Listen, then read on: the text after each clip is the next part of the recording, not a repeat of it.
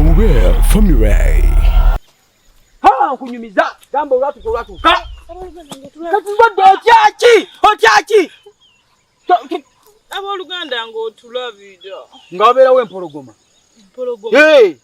Empologoma yali nene nnyo. Empologoma ng'erina omululu.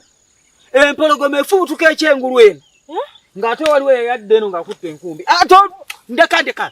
Kati lwaki onkwatako nga nkunyumiza? Kati leka Kwayogera ebiti. Nyumya mbansi. Kwayogera bitiisa.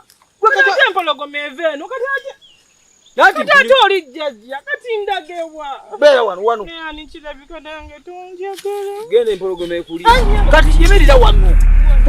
Tonkwatako. Nkunyumiza engero zonna ziggweyo. Empologoma ng'eraba omukazi. Balina omuvubuka. Empologoma ng'esooka ebuuza ginne waayo tuli ani asooka. Empologoma endala egamba omukazi. Kati nga nze nsooka ngamba kati omukazi yali akulembedde kati ate ng'omulenzi akutte ekiso. Kati yali akutte enkumbi. Ngene yange. Empologoma esooka emulyako omukono. Takunyumize. Leka.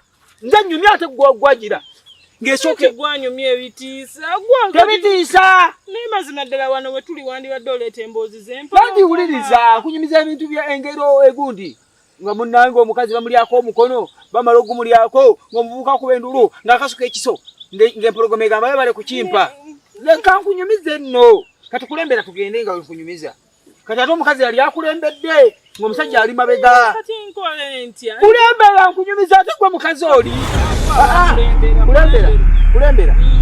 Omanyi, tubali tuli awo, ng'abantu ku kyalo bagamba, omukazi abadde musava aliiriddwa. Nawulira amawulire ng'ago. Nali ngenda nno mu nnimiro. Wuliriza saagenda eyo kati bye. Mawube family.